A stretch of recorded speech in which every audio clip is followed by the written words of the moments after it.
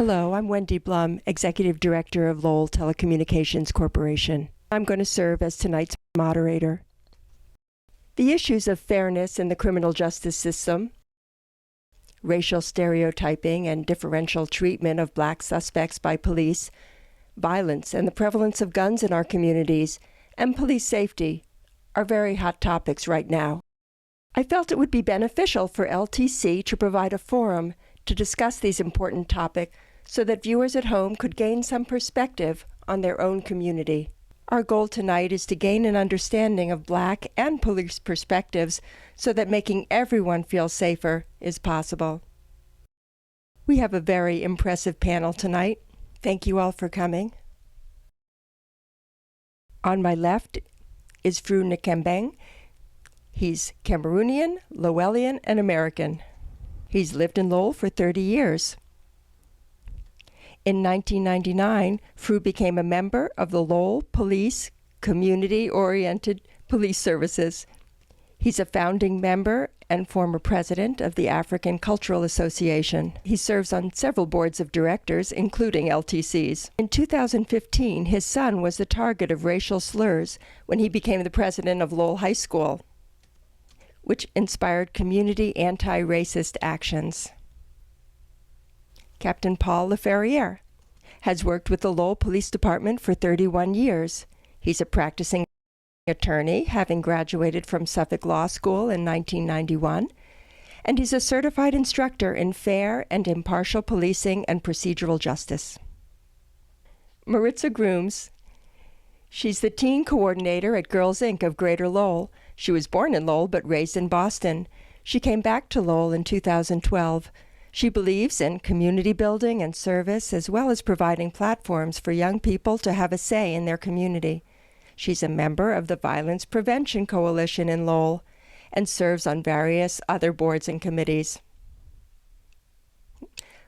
Masada Jones is an artist and youth worker. She's the co-founder of Free Verse, an organization that teaches poetry and performance to youth in Lowell. She was named one of the 12 Magnificent Women of Lowell. Currently, Masada became the Assistant Director of the Extended Day Program at Lowell Community Charter Public School. Before this, she served as the Violence Prevention Coordinator at Teen Block of Lowell Community Health Center. She's one of the founders of Courageous Conversations, Why Talking About Race is Important. And Superintendent William Taylor was appointed to the Lowell Police Department in 1982. And in his 32-year career in the department has moved through the ranks from patrol officer to superintendent in 2013. In the 1990s, he was one of the founding members of the team that implemented community policing in Lowell. And thank you all so much for coming. I'm going to begin by just asking some questions so that you can each speak a little bit, and then we'll open it up for discussion. So Maritza, please tell us, what is the Black Lives Matter movement, and how does it express itself locally? So it's my feeling that the Black Lives Matter movement is an affirmation of the value of Black lives. It is, historically speaking, that Black lives have been disproportionately killed, either through police brutality, disproportionately represented in mass incarceration, and extrajudicial killings. And our community has been plagued by poverty and lack of resources for pretty much since segregation happened. So Black Lives Matter to me is about unity and the love of Black lives, and it's calling for all of our communities to come together and just recognize that our lives matter too. Okay, Captain Laferriere, how are police on the street trained to avoid racial stereotypes? Well, lately what we've been doing is, because of the issues that have been happening, we have been training our officers at in-service every year in different ways of dealing with the public and in different ways of getting closer to the community. And actually, myself, I am a certified instructor in fair and impartial policing, as well as procedural justice, which are two of the topics that we teach. Now, we don't only teach Lowell police officers, we actually teach like 33 other communities also. So a lot of the communities that are in this Northeast area are getting the same training we are. And actually, Massachusetts, I believe it's mandated for this year that these two topics have to be talked about and trained by these officers. Just to give you an idea of exactly what they are, the fair and impartial policing looks at bias and looks at the fact that everyone is biased, no matter how you look at it. And if somebody tells you they're not, they're probably not telling you the truth. And so that even affects the police department. And what the object or the way that we look at it during the training is to make sure that officers are aware that there's bias out there and that bias comes into play every day of our jobs, but to also realize that our job is to put aside any bias that we may have and to actually treat everyone the same. And by doing that, you allow the people to, you work based on their actions. In other words, you don't do it based on the color of their skin or anything else in regards to who they are or where they live or anything. You should be basing your actions based on their actions as opposed to anything else. And the procedural justice part of it is that people want to be treated fairly by officers. They want to have a voice in what is going on, transpiring when they're dealing with police officers. And they want officers to be impartial as far as doing their job. And so what we want to try to do is to make sure that we do that so that people can feel comfortable and even if the results of what happens is not to their liking, a lot of people are willing to accept it. A prime example would be, say, getting a speeding ticket. There are certain outcomes that can happen. You potentially can get a ticket. You potentially cannot get a ticket. You potentially, but it's the interaction with the officer that is the most important thing. And people would feel that if they're being treated fairly and you're being impartial about how you're doing your job, that they're willing to accept the consequences, in other words, if they get the ticket. But even if, say, you didn't give them a ticket, but you treated them unfairly, that encounter is going to give them a bad taste. And so what we're trying to do is to make all officers understand that they need to be able to do this fairly, impartially, give them a voice in what they do. And for the most part, people are going to understand that. And we want people to look at it as he's doing his job. That's what he's there. We don't like what happened. We don't like the fact we got the ticket and that. But he treated us right, and he was doing his job. And that's what we're trying to show people. That's what we want them to understand that. And we're trying to make sure the officers are trying to show to the community also. Is there buy-in among the officers on the street? Oh, absolutely. Yeah. Absolutely. I mean, like I said, we train about 1,200 officers a year in that. And like I said, everyone is really, because of what's been going on, really involved in making sure that we change our perceptions too, because it takes two to make things work. Yeah. Well, Mr. Nkenbeng, what are your perceptions of the racial climate in the city? Do you think that some of the things that happened in the rest of the country that have been so upsetting because they've been captured on cameras and it's just so upsetting, do you think that could happen here? Oh, definitely.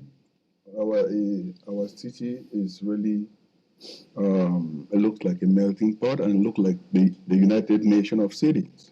So it can happen here quickly too, because you have people from various backgrounds, from various cultures, and the perception and the way people look at things is quite different. So we come from different backgrounds and we look at things different. So there has to be an understanding and respect of people, not only by their looks, but try to see that we come from different cultures and we look at things differently.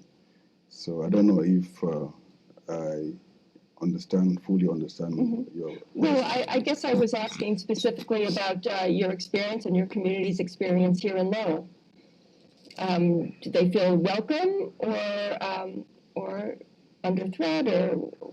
I can only speak for myself. Sure. My experience are unique, and every other experience is different. I can speak for myself because I've been in Lowell for over 31 years, and I've had a very positive relationship with the police, and I've also been involved and have friends and families who are police and respect them, and I teach my sons to behave well and respect the police. And that said,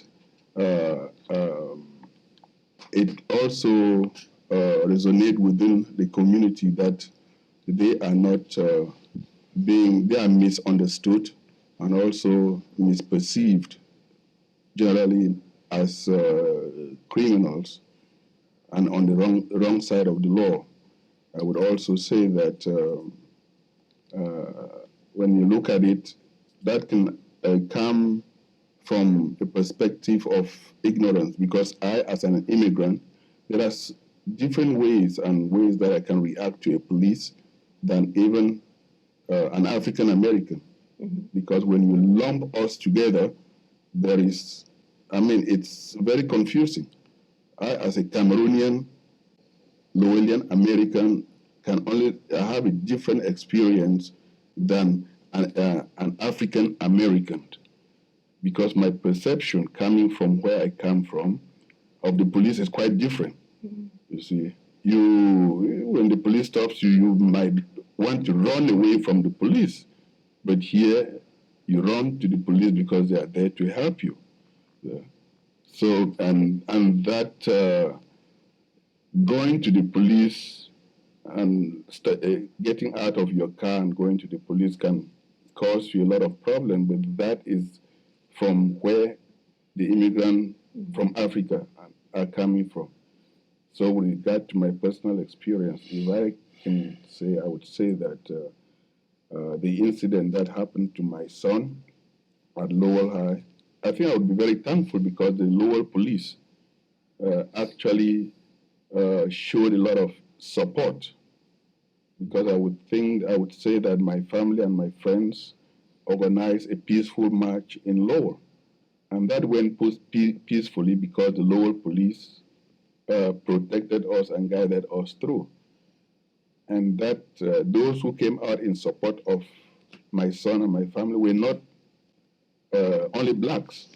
If you looked at them, majority were whites that I don't even know. So they feel that this city is a city for all of us, and is a city that's working towards making everyone from all shades of life, all background, live well and coexist with the police. And I think that what I see here, that is some preventive move that can avoid what you are just asking, is the fact that when I walk around town, I see police walking and then riding the bicycle and going to the neighborhoods and talking to the kids.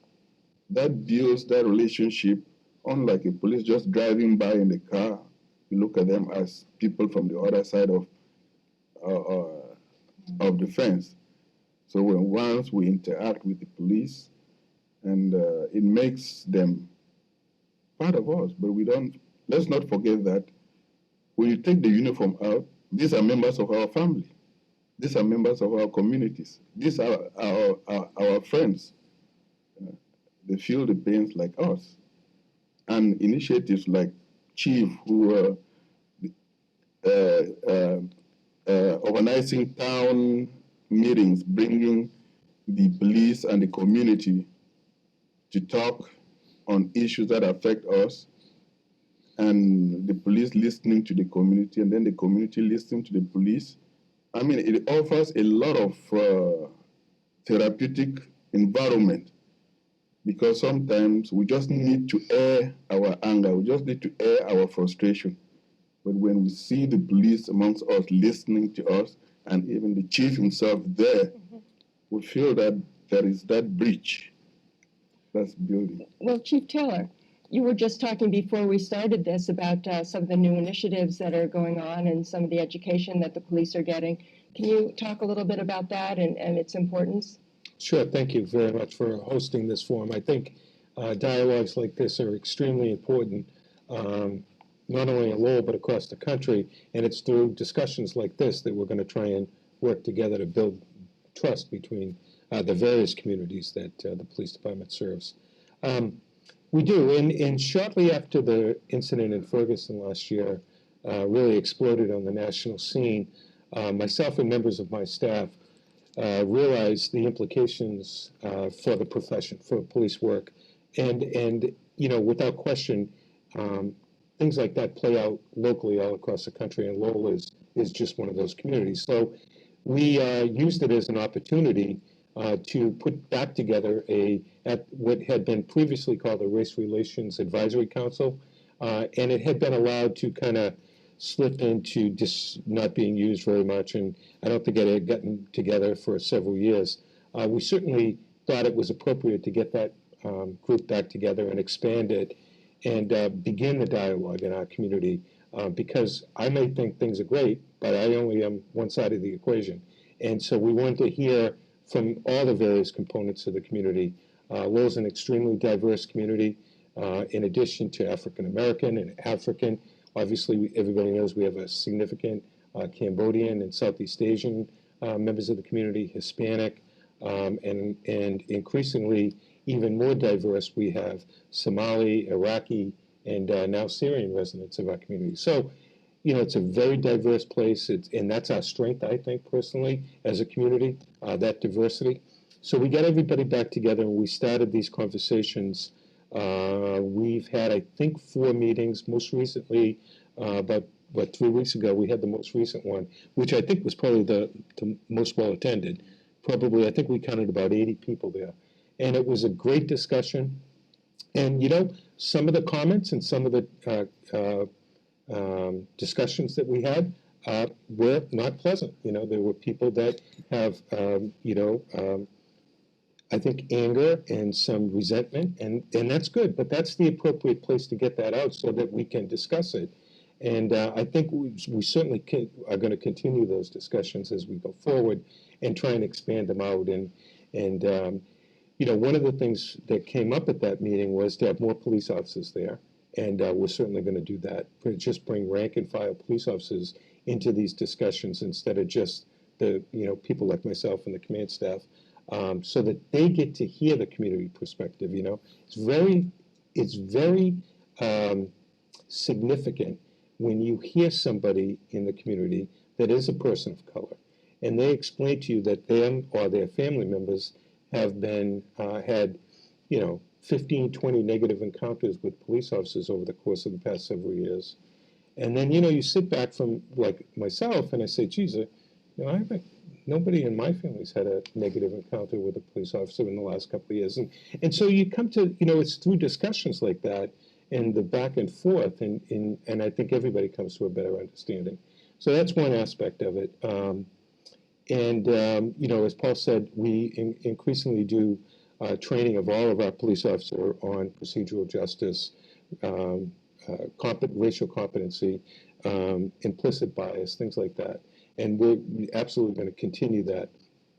Just today, I will tell you that we sponsored a Smart Policing Initiative conference. Smart Policing is a federal government initiative that's funded and supported by the Bureau of Justice Assistance from the Justice Department at the national level.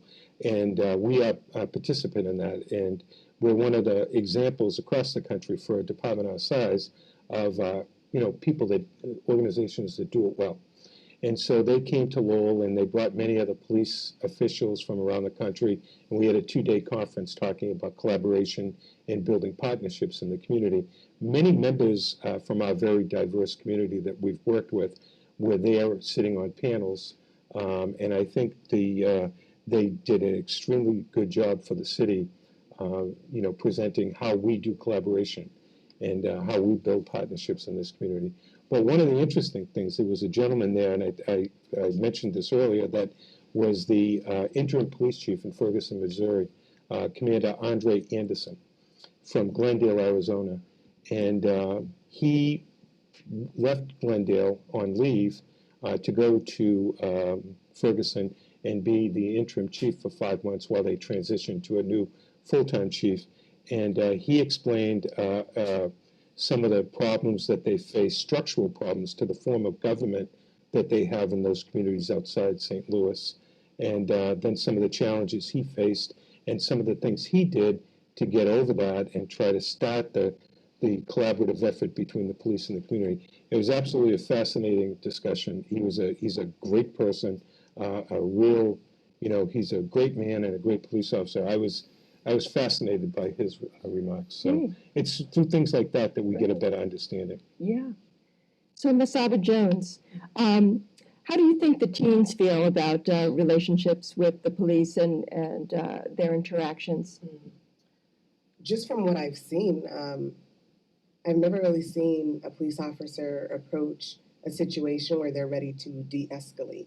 It's always this heightened sense of authority where I'm like, I don't want to listen to that. And also where I've had them, like, they first begin like reprimanding the young person, then they start, when we as youth advocates and youth workers want to protect our young people, they've like also, got in an argument or, reprimanding staff as well. But it's always this heightened, even on the street, like even if I'm at like my aunt's house or, anywhere, like it's always just very combative. I've never seen them de-escalate a situation, so I can only imagine like what young people feel like regularly, because that's hard, even as an adult, where I feel belittled, like, oh, wow, so this is yet another condescending conversation with, an adult authority figure, where also I'm an adult, Yeah. Well, so the training is there, the will is there at the top, but it's not coming through necessarily. I haven't seen it yet. I'm interested, like, how long has this process been happening? When has this training started? Just because I haven't. And I can only speak from my personal experience now, what I'm hearing, but I just haven't seen it. Do you have anything to add to that? Or? Well, as a youth advocate and a youth worker, and just to kind of tailgate off of what Masada is saying, we work with young people. And a lot of times we know that if we come from that position of authority or an authoritative figure that is saying, I'm in charge, so you need to listen to me, it's going to backfire. It's not going to work. And I can tell you countless times I've had children throw violent tantrums, and I've had to remain calm. And as Masada said, de-escalate the situation. Now, I can't speak for the community here. I haven't seen many police interactions here. In Boston, I have, and there are a lot of times that I felt, as a child, I've witnessed police officers antagonize the men of color in my community that I grew up in. And it was very frightening as a child. And, you think, as Fru was saying, you approach police officers with a sense of respect because they are law enforcement. And when you witness things like that, as a child, you think, oh, maybe if I'm just minding my P's and Q's and I call them sir, I'm never going to have an interaction like that. But that's not the case everywhere. And obviously, it's not all cops. But like I said, in the case with a child, if I was berating a child or antagonizing a child, one of my staff members would call me on it quickly. I would be held accountable for my actions.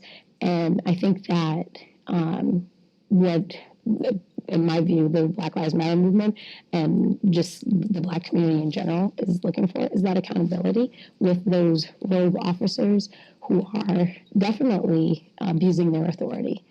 And I think it's great that we have all of these trainings, and I think that it's really wonderful that we're doing that here. But as Masada said, I would like to know how long that's going on, and I want to know where else is that taking place, because as you said earlier, the structural changes in the government over in Ferguson were atrocious, and these things were going on for decades. And that's clearly an issue because decades ago, 50, 60 years ago, we were just getting voting rights in the Black community. And there are still people alive today who can remember those things, who may have even marched for their right to vote. So that happened, it's like yesterday. And the fact that, just think about the march from, Montgomery to Selma, or the reversal, how much they endured from the police just for peaceful protests there. They were beaten, they were hosed, their dogs were attacking them. And there were white people there too, fighting for their rights. And I think that's just, what we're looking for is accountability, transparency, allies. We have allies. We know that we have allies. And I think that we just want to know that we can be safe no matter how we are behaving, because we are civilians. We are not trained to interact with anybody. We are just people and humans. And we get that cops are humans too. But once you put on that suit, you took that oath. You chose that. I did not choose to be Black. And I did not choose to have to fear for my interactions with the police. Do you think that some of this, the stepping in versus the stepping out, is because of fear? How afraid are the police when they're out on the street? Well, I will say that I think several of the negative things that I've seen over the past year or two, where police officers have acted on video and haven't acted appropriately, right? I do see fear that I can recognize, that they either lack of training, lack of appropriate recruitment strategies, so that maybe we get, in some cases, getting the wrong individuals into the profession. But I think fear does play a role. Let me, and I just want to address one thing about the de-escalation. That's a very good point. That's a very key component now of any successful police training strategy, and we're about to embark on that. And we have done some of it, but clearly more needs to be done, without question. Because de-escalation is really, a cornerstone to trying to get that community buy-in.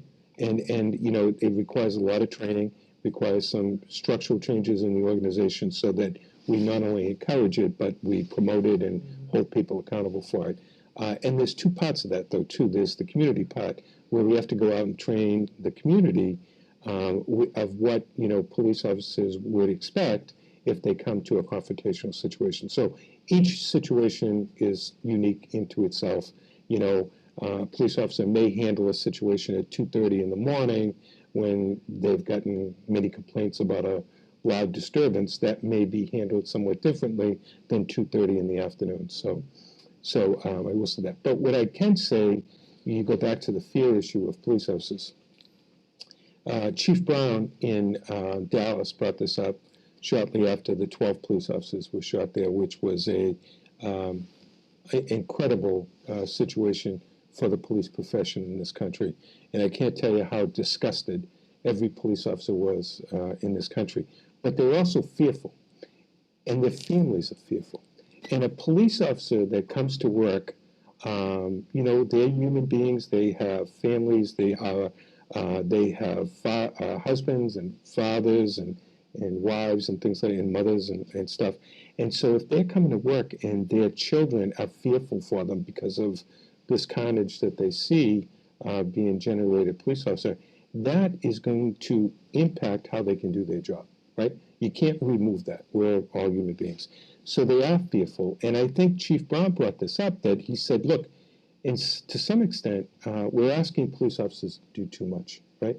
When I first came on the job in the Commonwealth, there were institutions where a lot of people with mental illness and substance abuse issues were treated, right?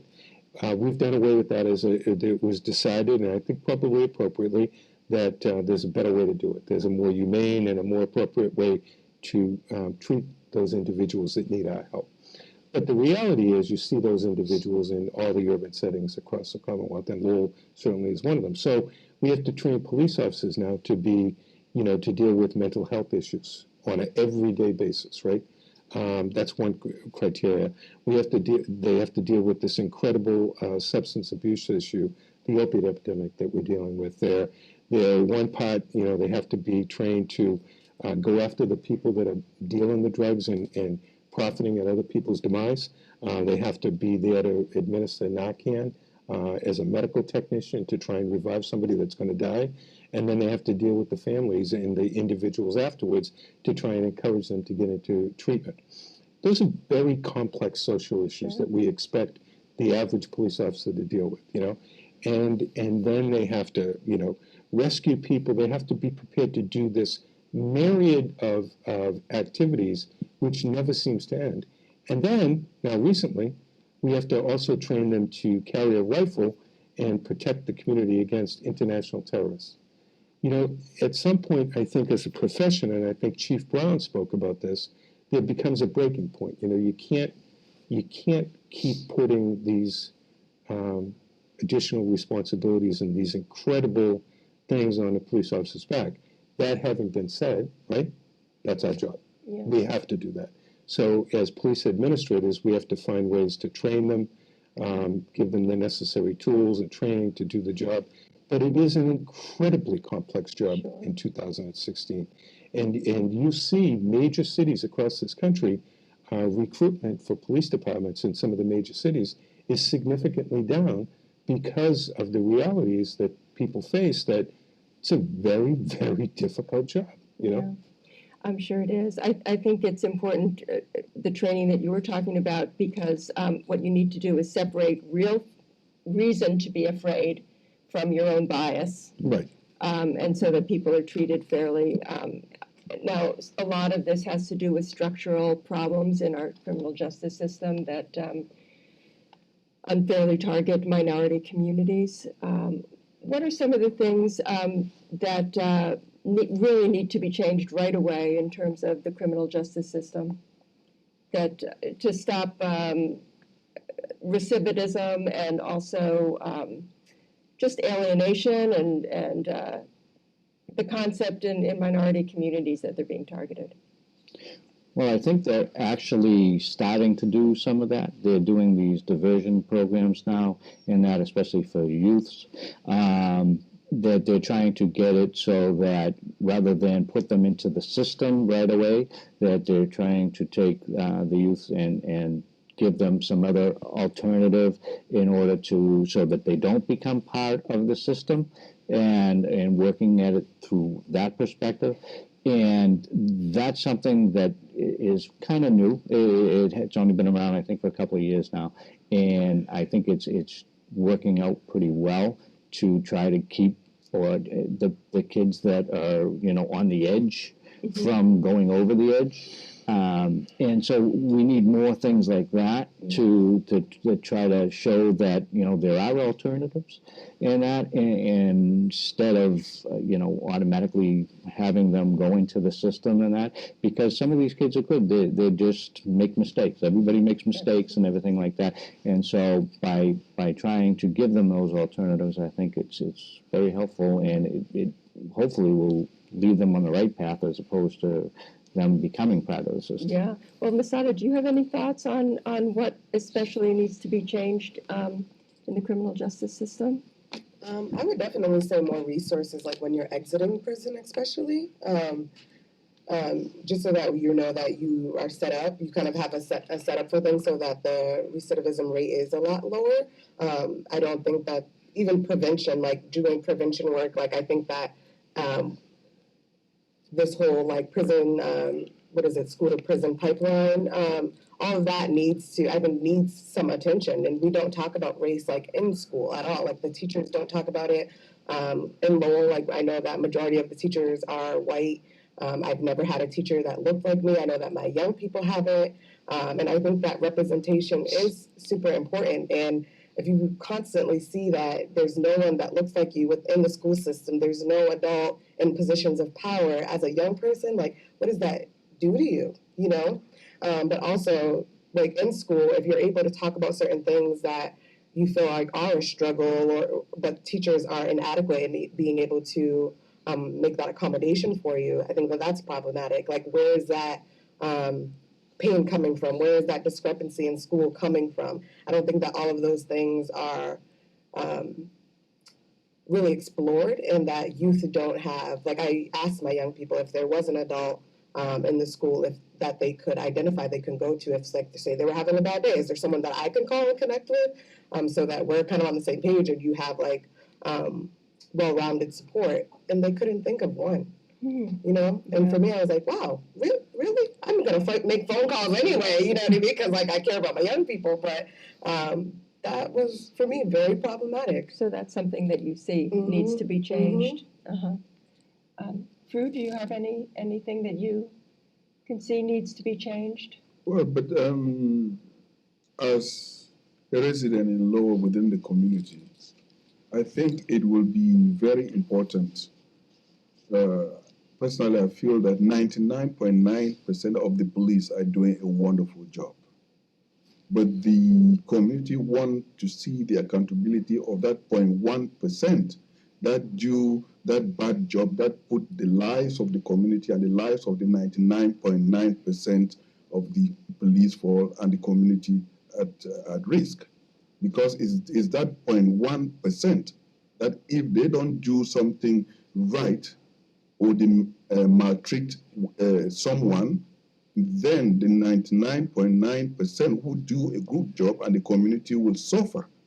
So I think at this point, as a community person, watching what is going on, I don't think we've really had an answer that how can that 0.1% be held accountable by their action, because it is their action that generates all the trouble that goes around. Do you have anything? Yes. I would say that the solution is to treat them, if you're breaking the rules, if you're breaking the law, then you're a criminal. I don't care what your position is. If the policy is don't chokehold a man, then you don't chokehold that man. And if you do, then you be held accountable the same way that criminals in our communities are held accountable for their actions. I think it's a very simple solution. I think the harder part is dismantling institutionalized racism and the systemic oppression that has been a part of this country since its founding. And I really think that more education needs to be done all around, all across the board with everybody, especially those who are working with young people, as Masada said, because if you can't talk about these issues, if you're uncomfortable talking about these issues, or you have no information, if you're not informed about these issues, then how are you going to then connect with those young people of color? How are you going to make accommodations for those people who are going through these other struggles that you may not even understand? I have seen people who work with youth treat young people of color way differently than they would treat a child who is not of color, who might do the same kind of infraction. And I've seen that happen because they are expecting it of that child of color. Children of color are often treated, especially in the school system, at another disproportionate rate, with suspensions, school hearings, and expulsions. And what happens when you drop out of school, or when you don't have education, then you might turn to a life of crime. That's what happens with lack of resources. So I think the more education that we do for ourselves and for each other, for our communities, especially if you're going to be working in human services, you need to know about human history. You need to have that education. You need to have that background. Then maybe we could get to a point where we can get comfortable with the uncomfortable and have those conversations, like the community dialogue that we had the other day. Totally uncomfortable topic. However, a lot of people felt heard. A lot of people got their points across, and we definitely want to have those more. And I think that's really important that we're all agreeing that we need to do that, but it needs to happen on every level from the top down. It's extremely important to educate ourselves. And I think the more information that we have, the more power that we have. And I think that if we understand each other's experiences, if we just talk to a person of color and say, so what is your experience like? And be comfortable with the acknowledgement that maybe it's going to be different from yours. But I beg to differ because I think the discussion here is about the community and with the police. What I have brought forth is that 0.1% of the police whom we are sitting and watching, and people have had these experiences, and some have even brought up, people have seen it, and then they have seen that it is carte blanche, that nothing is done. So if there is no accountability, that even within the community, that we can actually channel our grievances and point out some of these things, and these people are held accountable. And then, and if they're not held accountable, we wait until something happens. Then people vent their frustration because, you see, they said that I would say that if I bring it up, nothing will happen. And it is that 0.1%. And that 0.1% is not just hurting the community, you are hurting the men in blue who are protecting us, who have families to go home. And then we are sitting and watching. How is this 1% accountable? Because I think if we have that solution, what people really feel the pain is that someone does something and goes away with it. And we know that it is that 1% that has generated and be the cause of all this anger. What is the accountability? Well, within the police? we certainly investigate every complaint, every single complaint that we get, anonymous, video, phone calls, whatever we get, we investigate every complaint thoroughly and make a determination whether the officer acted appropriately or not. One thing I will say is in today's day and age, with instantaneous communications and social media, I think that has changed the dynamic tremendously, right? Because if you look at what happened in Dallas where those 12 police officers were shot, you will see that in that particular situation, you know, by everything I know professionally, it looked like the Dallas Police Department was doing an exemplary job, right? They had, over the past 20 years, significantly reached out to the community. Their community policing, their collaboration efforts were tremendous. They were doing a great job. They even, you know, coincidentally had a chief that was a remarkable man from everything that I know, and he happens to be a person of color. But it didn't matter because in today's day and age with social media, instantaneous communications, something that happened in communities hundreds and maybe 1,000 miles away impacted Dallas, right? Because the individual used the Dallas as the venue, as the setting to, you know, take retribution against what he perceived to be an unfair justice system. So we're kind of all in this boat together. Yeah, you know? I understand that, but there have been, for example, Timothy McVeigh, horrible murderer, white man, maybe even a white supremacist, I don't know, killed many, many people. But we don't say, well, the white community is out to get whoever he was out to get, I don't know, you know. So I think it's important that people really think about setting up a dichotomy between Black Lives Matter and police safety. They're not, it's not a zero-sum game. No, of course not. Yeah. But I do, the point being, though, that I'd go back to this is that with the social media and the different communications that are available now, something that can happen well outside the community can impact your community. And I think that's the point. So I think we're doing a reasonably good job in here in Lowell and the city with our collaboration efforts and our police department. We can always do better. There's always going to be issues that we need to improve upon. But things that happen in other parts of the country certainly can have potentially significant consequences here, like they did in Dallas. Sure, yeah. And speaking of that, so earlier you were talking about how a lot more officers are going into work with more fear.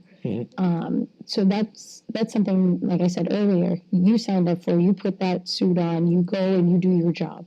I would like to challenge this notion and say, how do you think the Black community has felt when decades and decades and decades of historical violence has happened to us? Don't you think there might be a little bit of fear and people are cracking under the pressure there? And I'm not saying, and definitely I feel like the Dallas cops that were laid to rest, I feel like that was an incredible tragedy. And I don't think that that in any way was related to the Black Lives Matter movement. I feel like there are going to be extremists in any situation and that are going to use whatever positive thing you're trying to do as their source of angst or whatever. And I think this person also even said, like, I'm not really, I think they had some other issues. But I don't think those two things are connected. I don't think it's fair to say, you know, there's a heightened sense of fear with the police officers because of that, but wouldn't there also be a heightened sense of fear because of social media, because of the technological age? This is how, it's not just isolated incidents, and these things have not been, these are not new things. What's new is the cameras. What's new is that it's being filmed. And I'm sure that there are plenty of people in our communities, our parents, their grandparents, who can say, this is not new. This is something that's been going on. The only thing now is that we can connect the dots and see the patterns across the nation. And I think that's what's happening, is that people are now saying, whoa, this is not just in my community. This is happening everywhere. And I'm not, like I said, I do not condone the killing of anybody. I don't condone violence in any kind of way. And I think that's why the Black Lives Matter movement is trying to show that it is a peaceful movement with over 1,000 protests.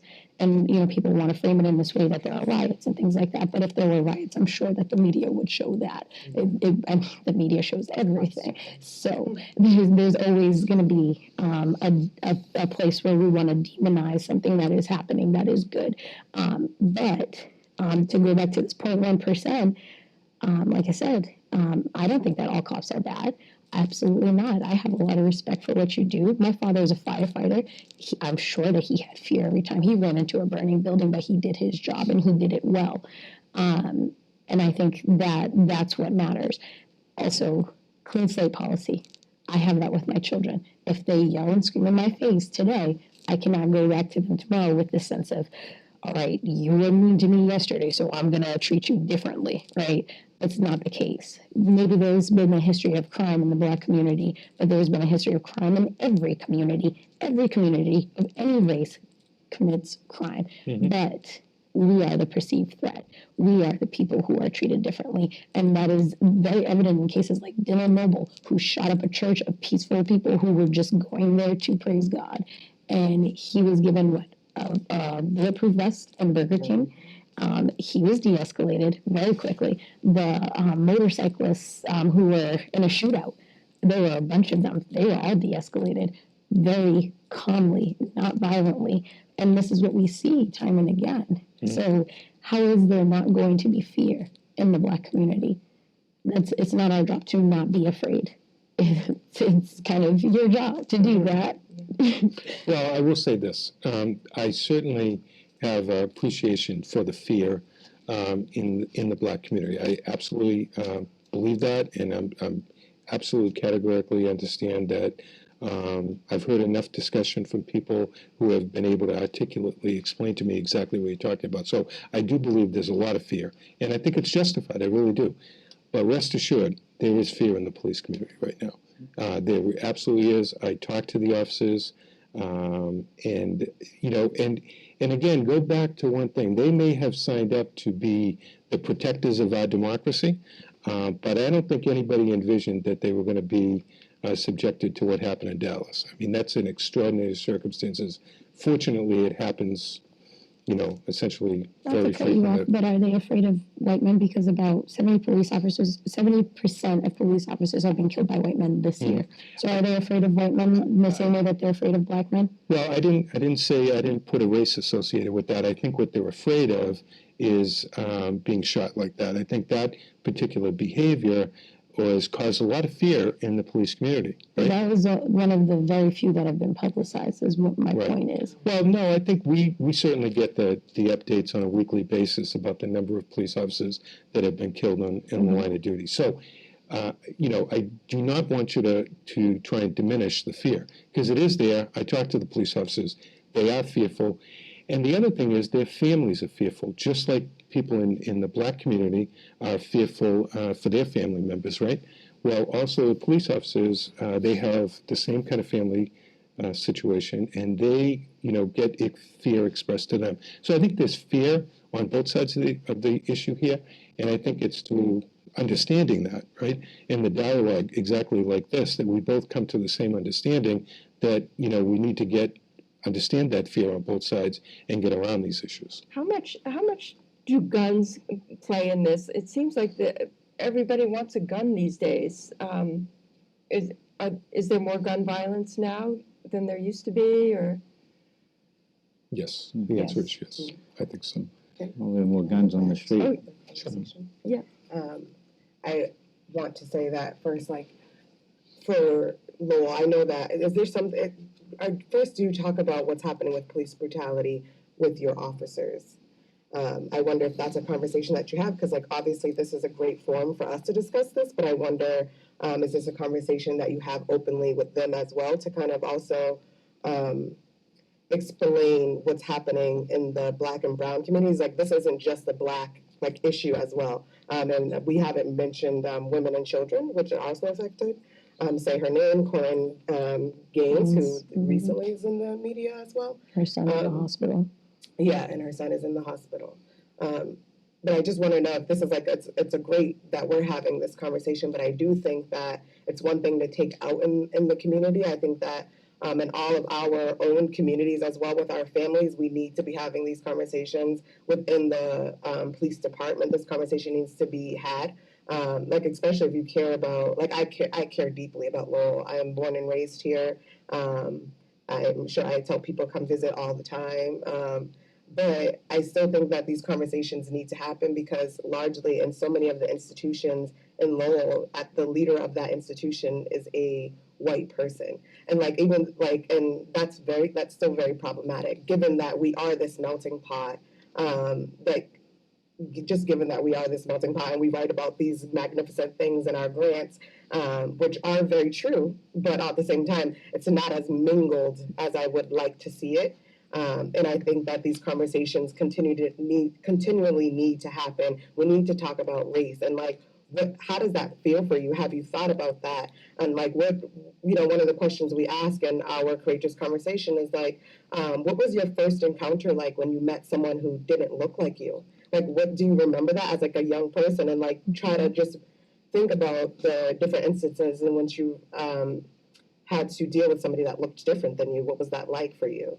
Because I don't think that we talk about this enough. We don't talk about women and children that are affected as well. It's not, and the Latino community, like, this is not just a Black thing. It's a lot deeper.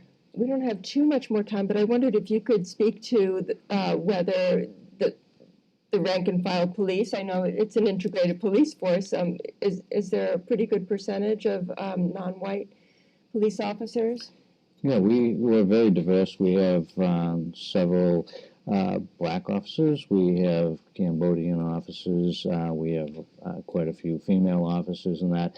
But what I wanted to get into is, and you kind of brought it up, was that we do need this open dialogue amongst everybody, but we need to also bring everybody to the table too. It's not just the Black community and the police officers. It's everybody. And actually, you brought it up at some point, and you did too, as far as the teachers, and as far as other people that we deal with and everything. And I've read articles about even your own doctors treat people differently, of different colors and races and that than they do of other people. And it's a big issue that is not just us and you guys. It's everybody. And until we can get everyone together to make everybody aware that this is going on, they don't see that they're doing it. Right. This is their own.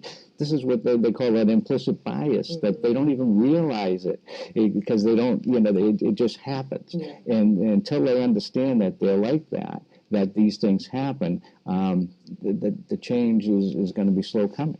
I think you said that very well, and it really kind of ties up what we're trying to do here, is talk about race, talk about your own experience with race, and I hope that maybe we can have more of these conversations here at LTC. I know you're doing it with your Courageous Dialogues, and you're doing it with your community meetings, and let's keep it going. here at LTC, communication is key. And I We hope try- that we should involve the city hall too as well. Yes. Because, Yes, you know, and hopefully City Hall will be watching this show and get some good ideas too.